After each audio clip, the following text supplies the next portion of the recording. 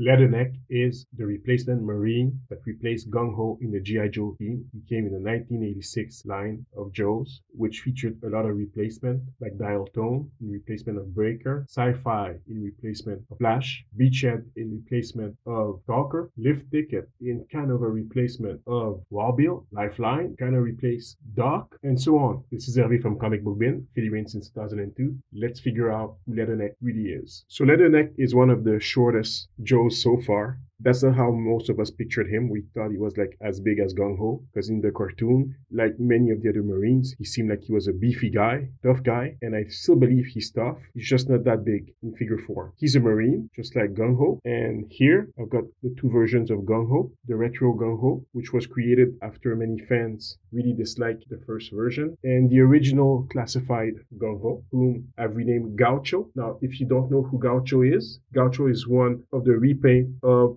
the original Gung-Ho figure from the 1980s. He was offered in Europe and in the UK as part of Action Force. In his story, he's more like a Mexican addition to Action Force. Their faces are not exactly the same, very similar, but not the same. So I've got Gaucho and Gung-Ho. Now, Gaucho was a mechanic, not a Marine, but I've decided I was going to make Gaucho a Marine also, even though he was supposed to be a Mexican or something like that. Now, Leatherneck, as you can see, the skill of Leatherneck, I've put him with all the other Joe Marines so far. He's really small. This is next to Sergeant Slaughter, and that's kind of okay, I guess. Not everybody needs to be 6'7" or something like that. He's got a very simple gear set for his Marine hat, which is not the same as the retro Gung-Ho hat. It's not the same hat, and definitely not the same as the other one here, as Gaucho, as I call him now. It's a different hat altogether. He's more realistic than the other Marines, and he hasn't had a bat yet, so all of his articulation are very stiff, so I can't move his knees right just yet. Well, I am, and I'm hoping I'm not going to break him. It's very stiff,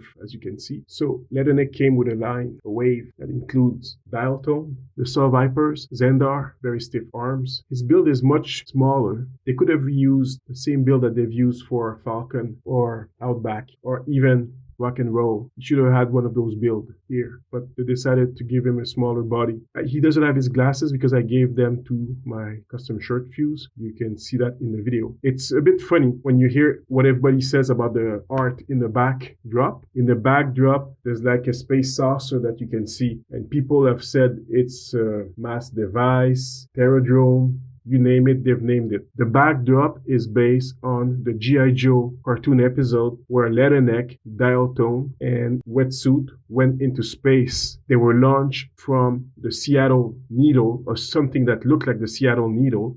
They were launched into space, and they had to wear garbage bags in order to go outside, what Leatherneck did, to replug everything so that they could land back on Earth. This is where the backdrop comes from, guys. Let's go back to our regular program show. I'm sure you like me discussing old cartoon trivia. He's got a 5 o'clock shadow on his face, which is very nice. Some light, you can see shadow on his face. This weapon looks like it's got a grenade launcher. I don't know what this weapon is. The classic Leatherneck weapon and backpack were used with the Python Patrol Copperhead. This is not the case here. Copperhead has different gear, different weapons. It would have been fun if they had reused the same equipment they gave Copperhead with him. It would have kept him in continuity with the old figure. He's got a radio back here. I know the parts here have been reused from other characters. I can't tell you which ones. I don't know if it's with scrap irons or someone like Airborne. I don't know which parts were reused, but I'm pretty sure most of those parts are reused from another figure. Bend these arms. They don't bend very well. Some people have reported that the bracelet tends to fall. Mine doesn't fall. Pistol, backpack, knife, silver paint, watch that can be removed. He's not wearing any Joe Pro. And this is him next to Zendar, Gaucho, Sergeant Slaughter,